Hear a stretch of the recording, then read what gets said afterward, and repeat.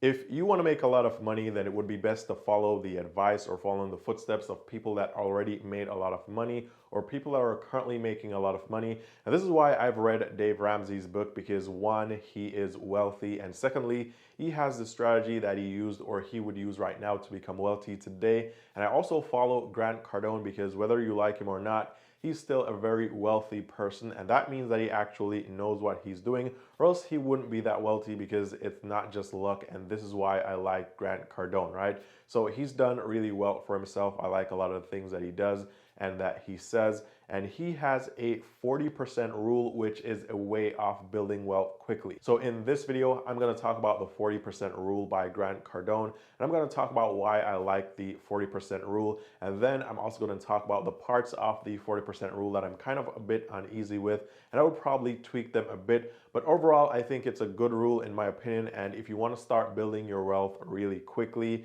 this is something that you should consider. Now, this is the same for other wealthy people that I follow, because, for example, I follow Dave Ramsey and I follow his rules, his baby steps. However, I don't agree with the one about credit cards, so I still use credit cards, but I never pay any interest and I take advantage of all the offers. And for example, since this year, I've made over $1,000 from credit card points and I haven't paid any interest. So you can follow the steps of these wealthy people because they're wealthy not because of luck, but because they actually know what they're doing.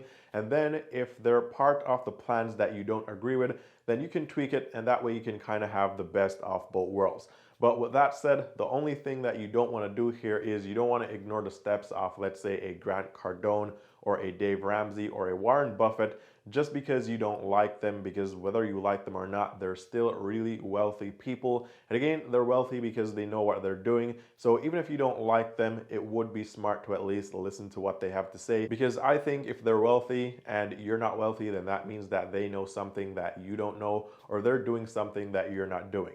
So let's talk about this 40% rule. Now, the rule has some basic steps, and the first step is that you need to set a goal and you need to determine your financial target. So this is like you figuring out what your end goal is. Do you want to have $10 million invested in real estate? Do you want to be making $25,000 per month from income producing real estate?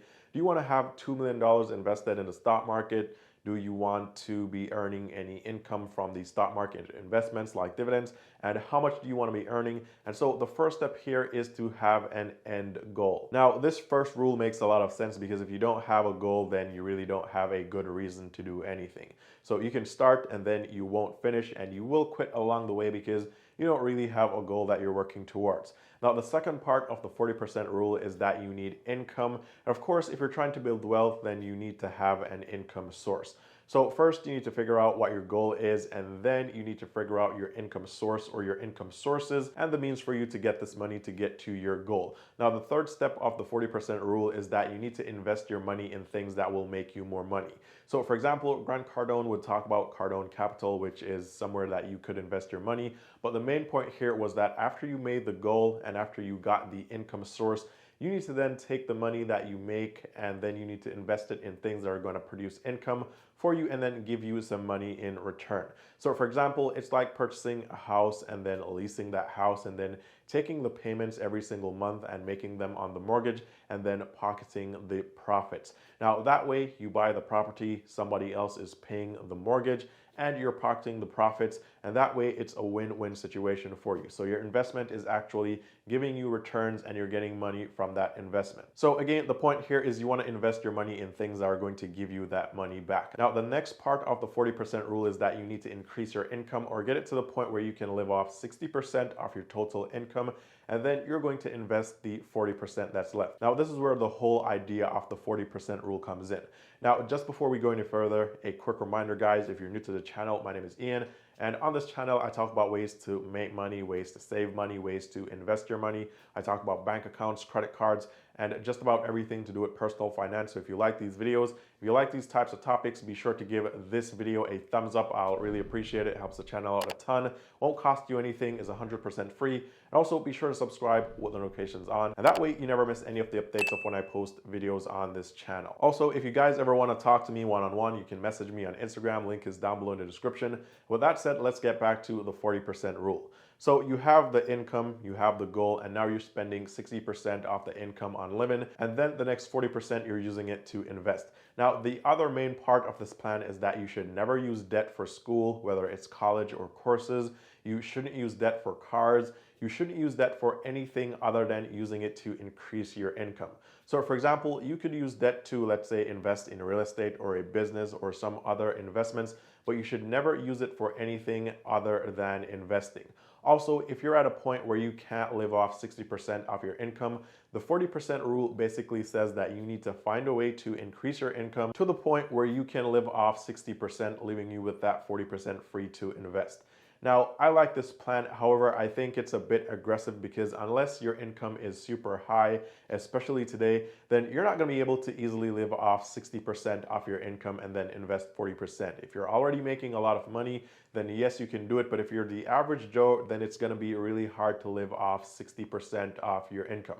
So I like the plan, but here's what I would do instead, or here's how I would tweak it to kind of get the best of both worlds. Now, the first thing that I would do is I would try to increase my income to the point where I could actually live off 60% of that income.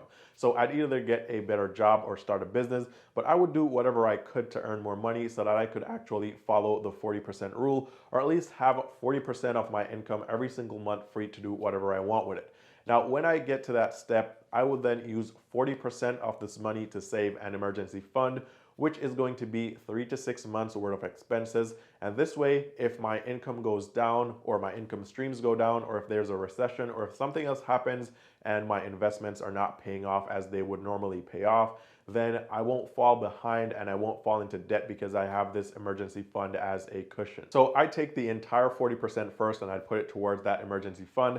And as soon as I have that emergency fund taken care of, then I'm going to use the 40% and I'm going to start paying down all my debts. So if I have credit card debt, student loans, a car loan, just about any type of debt that doesn't include a mortgage, I'm going to start paying down those debts. Now, the next step is paying off the house I live in because now I don't have the debts and I'm not wasting money paying interest every single month. And then from here on, I'll take 20% and I would start investing that 20% into real estate or a business, into index funds, the stock market, crypto, or whatever I wanted to.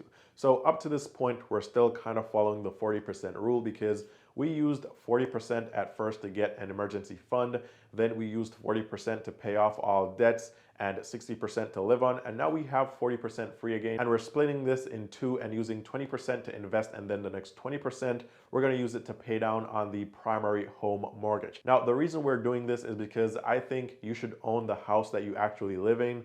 Maybe you don't care as much about your investment properties, but you want to own a house that you live in. And as Dave Ramsey says, it gives you peace of mind knowing that you own it outright. And once you have finished paying for this house, those extra payments that you would make every single month, you can now put them towards your investments. So at this point, I would then go back to using 40% of the income to invest. So you're still kind of following the 40% rule because you're living off 60% and you're using 40% for investments.